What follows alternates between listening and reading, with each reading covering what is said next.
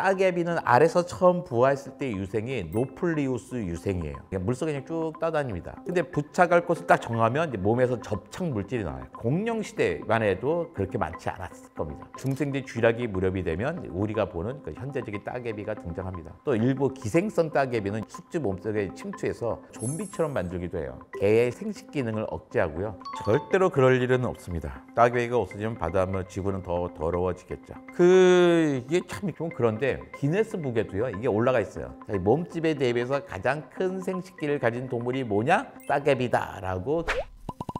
안녕하세요. 과학을 쉽게 설명하려고 노력하는 이정모입니다. 그러니까 우리 그 유튜브에 보면 고래나 거북이에 붙어있는 따개비 떼어주는 선원들의 그 아름다운 모습을 많이 보여주잖아요. 따개비 정말 나쁜 거다라고 많이 생각하는데 내가 거북이랑 불편하죠. 결정적인 오해는 뭐냐면 따개비를 도개 같은 어떤 연체 동물이라고 생각해요. 정말 큰 오해입니다. 따개비는요 찰스 다윈이 평생을 두고 연구한 생명체예요. 끝까지 연구했습니다. 근데 생긴 것과는 다르게 갑각류예요. 갑각류 어떤 거예요? 새우, 게, 가재 이런 종류란 말이에요. 어릴 때는 유영을 합니다. 물속에 막 떠다녀요. 적당할 때 적당한 장소에 딱 부착해서 평생 생활을 합니다. 바위에 붙어 사는 게 정상이에요. 그런데 가끔 가다가 요즘은 이제 바위 말고도 떠다니는 게 단장이 너무 많은 거예요. 주로 어디서 선박의 표면들, 배 밑에, 그 다음에 바다에 떠다니는 여러 가지 부유물들이 있잖아요. 거북이, 고래, 게, 조개 이런 작은 곳에서 막 붙어 삽니다. 그러니까 따개비가 사실 고래에 붙어도 크게 해는 없어요. 콕등고래 보면 얼마나 많이 붙어 있는데요. 얘는 붙어 있는지 잘 모를 거예요. 오히려 보호색 역할을 해주기도 하고요. 천적으로 또 몸을 보호해주는 역할도 합니다. 근데 이제 조그만 거북이 따개비가 너무 많이 붙었다. 헤엄치는데 방해가 너무 큰 거예요. 무겁고 조그만 거북이의 입장에서는 그러니까 에너지 소모를 많이 하게 하거든요. 숙주가 작은데 따개비가 많이 붙어 있으면 눈을 못 뜬다든지 거북이 같은 경우에 요 눈주변에 생기면 또 조개 같은 거 조그만 조개 따개비 막 생겨서 조개 입을 다물지 못한 일도 생기게 되죠. 그러니까 이렇게 되면 몸에 피해를 주는 거죠. 그러니까 따개비가 어릴 때는 유생일 땐 떠다니거든요. 거의 플랑크톤 같은 거예요. 알에서 부화했을 때의 유생이 벌레는 알, 애벌레, 꼬치, 성충 이렇게 변화하잖아요. 꼬치 번데기 말씀드린 거예요. 그런데 바다에 살고 있는 생명들은 알에서 성체가 될 때까지 유생이 여러 차례가 바뀌어요. 몸을 여러 번 바꿉니다. 발달 단계에 따라서. 근데 따개비는 알에서 처음 부화했을 때의 유생이 노플리우스 유생이에요. 이 유생은 이제 플랑크톤이에요. 그냥 물속에 그냥 쭉 떠다닙니다. 그다음에 여러 단계의 유생을 거치다가 키프리스 유생이 되면 키프리스 유생이 된 다음부터 먹이를 찾잖아요. 오로지 부착할 것, 달라붙어 살 것을 찾습니다. 판단을 해야죠. 어디에 달라붙을까? 여기에 바닷물의 흐름이 어때? 바닷물 흐름이 너무 세도 안 되고 너무나 없어도 안 되는 거죠. 그 다음에 또 이 주변에는 먹이가 충분해 따져보고 또 다른 따개비가 많이 있는지도 따져봅니다. 너무 없어도 이상한 데고 없으면 자기 안 좋은 곳이에요. 또 너무 많으면 경쟁이 너무 심하잖아요. 적당한 곳을 찾습니다. 근데 부착할 곳을 딱 정하면 이제 몸에서 접착 물질이 나와요. 본드가 나옵니다. 몸에서. 달라붙을 때요. 처음에는 아주 단단한 껍데기가 없는 거예요. 이게 저 표면이면 이 따개비 유생에 머리가 있으면요. 머리를 딱 이렇게 붙여요. 아래쪽에서 부착을 합니다. 그 다음에 이 몸에서 석회질 껍질을 형성하기 시작해요. 그러니까 조개 껍데기, 산호 다 석회질이거든요. 그 껍데기는 붙은 다음에 만들기 시작하는 겁니다. 그러니까 이제 붙어 있는데 물속에는 자기 뭐 큰 거 잡아먹는 게 아니에요. 플랑크톤 먹는 거거든요.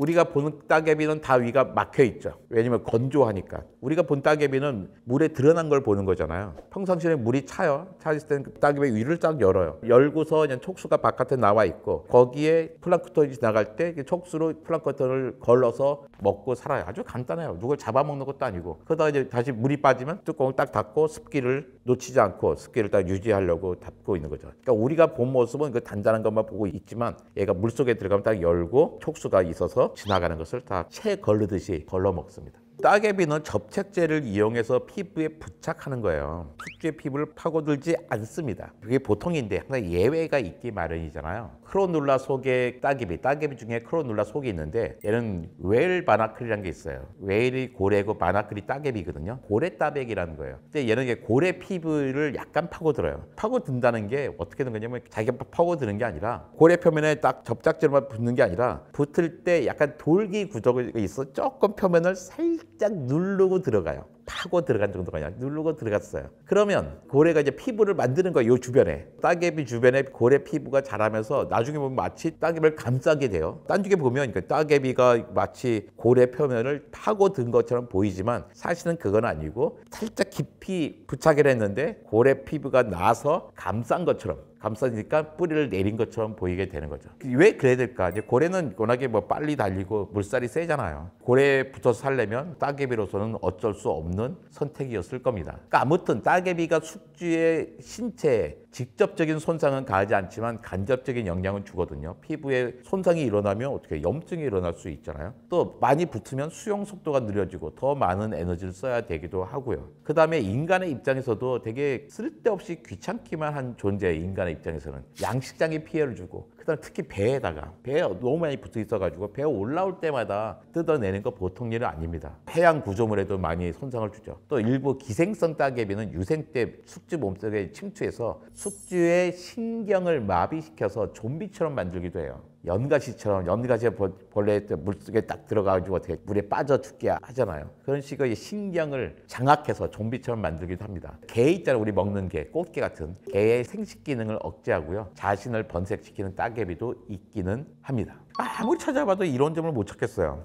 생태계는 다 자기 이점이 있는 거죠. 인간의 입장에서는 뭐가 좋을지 따개비가 고래나 바다 거북 등에 붙어서 성장할 때 작은 생물들이 따개비 위에 살면서 따개비 근처에 살면서 포식자로부터 피하거나 왜냐면 거북이나 고래 있으니까 안 달고 올 거 아니에요. 새로운 먹이원을 찾을 수 있겠죠. 그 작은 생명체에게 도움이 될 거예요. 따개비는 바닷속에서 작은 생태계 역할을 한다고 할 수 있습니다. 이 경우에는. 따개비는 플랑크톤과 유기물을 걸러 먹잖아요. 그러니까 어떻게 적조 현상 같은 것도 많이 막아주기도 하죠. 정수 기능이 바닷물을 깨끗하게 하는 기능이 있기도 합니다. 고래를 연구할 때 따개비를 보고서 과학자들은 이 고래를 쫓아다닐 수는 없지만 고래가 어디에 다녀왔는지를 알 수가 있죠. 만약에 남극해에서 발견되는 고래 따개비가 온대 해역에서 발견됐다. 그러면 이 고래가 그 남극을 갔다 왔는지를 알게 되는 거예요. 또 따개비가 정말 강하게 달라붙잖아요. 이 접착력을 연구해가지고 수중에서 사용할 수 있는 생체 접착제를 만듭니다. 의료용 접착제. 우리 수술한 다음에 그 따개비에서 쭉 본드 붙이면 꼬매지 않고도 딱 달라붙을 수 있게 하는 거고 인공 뼈 접착제. 연구하고 있어요. 뼈가 부러졌는데 지금 어떻게 나사를 박든지 아니면 깁스해서 오래 있어야 되잖아요. 만약에 이 붙일 수 있다면 성분이 비슷하니까 따개비의 접착제로 뼈를 붙일 수 있다면 금방 뼈가 아물어서 쓸 수 있겠죠. 근데 또 따개비는 수온 상승, 해안 상승화, 또 오염 물질의 농도에 되게 민감하게 작용하기 때문에 이 지역의 해양 생태계 상황이 어떻다라는 것을 알려주는 인디케이터 역할도 하죠. 제가 보기엔 간접적인 입장인데 생태계 안에서는 어쨌든 또 다른 생태계를 만드는 거예요. 되게 작은 생태계란 말이에요. 마이크로한 생태계예요. 근데 우리 이제 큰 생태계를 보면 되게 귀찮아 보이는 거예요. 고래 등이나 거북이, 따개비 따주는 사람들 보고서 우리 칭찬하면서 이 따개비 나쁜 놈들 막 이렇게 하잖아요. 이런 것들 많이 봐서 그렇지 이 지구상에 있는 생명체 중에 쓸모없는 생명체가 뭐가 있겠어요. 다 자기 역할이 있죠. 근데 인간의 입장에서 봤을 때는 따개비의 이점이 잘 눈에 보이지 않는 거죠. 많이 합니다. 왜냐면 바닷물에 있는 여러 가지 영양 염류들 플랑크톤을 먹는 거거든요. 바다가 육지에서 영양분이 엄청나게 내려오면 어떻게 해요? 플랑크톤이 확 늘어나면서 오래 산소 양도가 떨어질 수가 있어요. 적조 영상 뭐 이런 것들이 그런 거거든요. 따개비들이 그런 것들을 해결해 주는 역할을 하고 있죠. 평상시에는. 근데 뭐 인간이 겉에 막 쏟아붓는다 그러면 따개비가 당연히 쓴 내용은 아니지만 정상적인 경우에는 평상시에 정상적인 수준에서 따개비가 바닷물 정화 기능을 하고 있죠. 절대로 그럴 일은 없습니다. 따개비가 없어지면 바닷물 지구는 더 더러워지겠죠. 단지 따개비가 없어지면 선박 운영하는 사람들이 편해진다 정도예요. 맨날 배 밑바닥 청소하는 사람들 빼놓고는요 더 좋아질 게 하나도 없어요. 따개비는 적당히 지구에 많이 있어야죠. 그래서 생태계의 중요한 구성원으로 살 수 있게 해줘야 됩니다. 그럴 리가 있어요. 저는 말도 안 된다는 얘기라고 생각합니다. 따개비가 달라붙으려면 일단 장시간 동안 물속에 있어야 돼요. 그 단단한 껍데기가 있어야 부착한단 말이에요. 사람은 장시간 동안 물속에 있나요? 그럴 일은 없잖아요. 기껏해야 몇십 분 정도 물속에 있는 거잖아요. 거기다 단단한 껍데기도 없어요. 어때 붙겠어요. 그런데 사람 피부에 따개비 달라붙은 다큐멘터리가 있더라고요. 미국의 몬스터스 인사이드 미라는 게 있어요. 그러니까 내 안에 괴물쯤 되는 어떤 미스터리 생물학 쇼가 있는 거예요. 시리즈인데 그 중에 한 편의 제목이 내 손 안에 따개비가 자란다라는 게 있었어요. 이게 내용은 간단합니다. 어떤 남자가 그냥 다이빙을 하고 있었어요. 스쿠버를 하고 있는 거죠. 하다가 손에 상처가 났어요. 상처가 났는데 나중에 보니까 올라와서 보니까 이 상처에 조그맣게 혹이 자라기 시작하는 거예요. 근데 그러다가 점점 커져요. 이거 뭐지? 병원에 가서 딱 유의를 봤더니 몸 안에서 따개비가 자라고 있었던 겁니다. 그러니까 아마 상처가 났을 때 거기에서 키프리스 유생, 따개비 유생이 여기에 들어왔나 봐요. 상처를 단단한 표면이라고 생각하고 오해한 거죠. 그런 거지 실제로 사람 피부에 따개비가 부착한 것은 아니었습니다. 그것도. 그런데 그 정도도 아니에요. 그러려면 내 보기엔 제가 의외로 금방 부패하거든요. 죽었다면 금방 부패하기 때문에 그 안정적인 시간이면 힘이 없어요. 좋은데 놔두고 왜 거기 아무것도 없고 사람만 있을 리가 없잖아요. 그러니까 먼 조상은 한 5억 년 전 고생대의 캄브리아기, 고생대 제일 아래 시대에 등장한 초기 갑각류입니다. 근데 이제는 새우처럼 유영하면서 플랑크톤을 먹는 작은 갑각류였겠죠. 그러다 4억 5천만 년 전에 따개비의 초기 조상이 나타나요. 오르도비스키 대번기 요 무렵입니다. 연체동물도 많이 등장했을 때부터 그럴 때 있죠. 그다음에 해저 표면에 보면 해저 표면이나 다른 생물에 붙어 사는 형태였어요. 아직 껍데기를 만들지는 않았습니다. 근데 고생대가 끝날 무렵에 석회질 껍질을 형성하기 시작했죠. 부착 생활을 하는데 껍질이 없으니까 어떻게 해요? 옛날에 껍질 없이 부착 생활하니까 포식자의 공격에 속수무책인 거예요. 자기는 방어벽은 없는데 도망도 못 가는 거잖아요. 부착하고 있으니까. 그래서 이들이 어떻게 부착 생활을 할 거면 나 방어막이 필요해. 그런 상황이 됐겠죠. 그때가 대략 2억 년 전입니다. 그러니까 부착 생활을 시작해서 껍질을 만들 때까지는 무려 2억 5천만 년 정도가 걸린 거예요. 따개비의 껍질을 발명하는데 무려 2억 5천만 년이라는 시간이 등장했다니 이게 얼마나 어려운 획기적인 발명이었겠어요. 그러다 이제 중생대 쥐라기 무렵이 되면 우리가 보는 그 현대적인 따개비가 등장합니다. 6,600만 년 전에 공룡시대가 끝나고 중생대 끝나고 신생대가 시작된 다음에 따개비는 해양 생태계의 흔한 생명이 됐죠. 그러니까 공룡시대만 해도 그렇게 많지 않았을 겁니다. 그러니까 움직이는 갑각류가 평생 정착하는 생물로 변한 놀라운 진화 사건인데 따져보면 5억 년에서 4억 년 이상이 걸린 거예요. 최초의 조상에서부터는. 그러니까 따개비는 되게 단순해 보이지만 거기에는 많은 진화의 사건들이 담겨 있는 겁니다. 작은 물고기들이었겠죠. 바닷속에 사는 생명들 붙어 있으니까 따먹게 뭔지는 생각하지 못하지만 식물인지 뭔지 살랑살랑 되고 먹을만 했겠죠. 같이 있으면 못 먹죠. 자기 입이 들어갈 공간이 없으니까 뚜껑 딱 닫아버리면 되고 뚜껑을 부수고 어떻게 먹을 수 있는 강한 동물도 있겠지만 그러기에는 에너지가 너무 많이 들죠. 깨봐야 그 안에 뭐가 있다고 얼마나 먹겠다고 그 힘든 일을 하겠어요. 그렇죠. 더 이상 발달하지 못했지만 어쨌든 자기를 그대로 유지할 수 있으니까 성공적으로 진화했으니까 6천만 년 이상 거의 비슷한 모습으로 남아있는 거죠.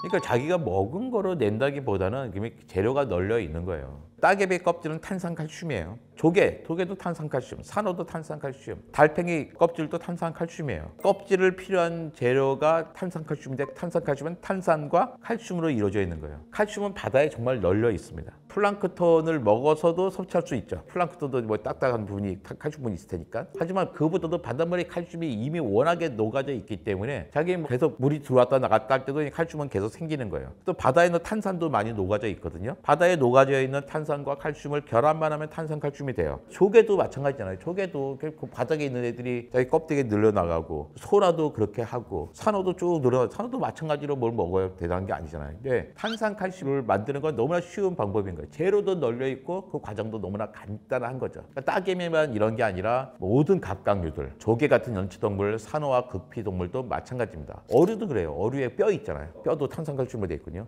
뼈, 비늘, 그다음에 귀에 있으면 귀돌이라고 하는 이석이 있거든요. 균형 잡아주는 자기의 나이도 알 수 있게 하는 돌이 있어요. 이게 다 탄산칼슘입니다. 그러니까 아무 생각 없이 그냥 바닷물에 살고 있잖아요. 탄산과 칼슘을 이용해서 탄산칼슘을 이용한 뭔가를 만들어요. 껍데기 되든 뼈가 됐든 이석이 됐든. 그러니까 따개비도 그렇게 대단한 일은 아니었던 거죠. 그것을 탄산과 칼슘을 연결해서 탄산칼슘을 만드는 유전자만 발휘되면 되는 간단한 일이었습니다. 바다에 살고 있는 생명체들이 흔히 하고 있는 일이죠. 이게 참 좀 그런데 생식기가 커요. 그러니까 따개비는 자웅동체예요. 자웅동체라는 건 뭐냐면 암컷과 수컷이 한 몸에 있습니다. 암컷과 수컷이 한 몸에 있으면 좋겠네요. 자기네끼리 짝짓기 해서 그러면 짝짓기 어렵지도 않잖아요. 지렁이도 자웅동체예요. 하지만 자기가 막 동그랗게 말아서 짝짓기 하지 않습니다. 나의 수컷 생식기와 다른 놈의 암컷 생식기, 나의 암컷 생식기와 다른 놈의 수컷 생식기가 결합을 해서 짝짓기를 하죠. 그래야지 이제 생명의 다양성이 높아지는 거거든요. 따개비도 자웅동체지만 자웅동체니까 자기 암컷 생식기와 수컷 생식기 다 있죠. 하지만 교배는 다른 개체랑 합니다. 근데 따개비는 붙어 살잖아요. 이게 문제인 거예요. 짝짓기를 하려면 두 개가 합체를 해야 돼. 합체를 해야 되는데 멀리 있단 말이에요. 근데 내가 몸을 껍데기 놔도 몸만 쑥 빠져나올 수는 없는 거잖아요. 그러니까 어떻게 해요? 생식기가 길 수밖에 없죠. 생식기가 길어야 그러니까 서로 교배를 할 수 있으니까. 일반적인 경우에 보통 따개비 생식기가요 16에서 24cm입니다. 아유 16에서 24cm 이거 가지고 동물적 1위라고 할 수 있어. 너 코끼리 말 봤어? 얼마만한데. 그런데 생각해야 돼요. 몸 길을 따져봐야 거죠. 따개비는 기껏해 몸 길이가 2cm밖에 안 돼요. 2cm밖에 안 되는데 16에서 24cm짜리 생식기가 있다는 뜻은 뭐예요? 자기 몸 길이의 8배에서 12배짜리 생식기가 있다는 거잖아요. 또 아주 극한적인 상황에 사는 따개비는요 몸 길이의 50m가 되는 경우도 있습니다. 봐요. 그럼 몸 길이가 2cm라고 한다면 그 따개비의 생식기는 무려 1m나 되는 거예요. 그러다 보니까 기네스북에도요 이게 올라가 있어요. 체구 대비, 몸집에 대비해서 가장 큰 생식기를 가진 동물이 뭐냐? 따개비다라고 기네스북에 기록되어 있을 정도로 생식기가 큽니다. 페로몬도 있고 되게 화학적인 작용을 많이 합니다. 저거 있잖아요. 바다에 살고 있는 뭐 미역, 정자도 있고 난자도 있는 식이란 말이에요. 그래서 떠다녀야 돼요. 걔네가 어떻게 떠다니겠어요? 정자가 떠다녀야 되는데 화학적인 물질을 내보내요. 그러면 밀도가 있잖아요. 만약에 이쪽에 정자가 있는데 이게 또 암구루가 있다. 그러면 여기도 이제 페로몬이 나오잖아요. 이쪽보다는 이쪽이 훨씬 높겠죠. 그래서 쭉 찾아가게 됩니다. 되게 화학적인 방법으로 자기 위치를 찾아가는데 그런 동물들 되게 많이 있죠. 작은 벌레들도 어떻게 그 자기를 쫓아가겠어요? 다 화학적으로 쉽게 말하면 냄새를 맡는 거예요. 냄새를 맡고 그냥 찾아갑니다.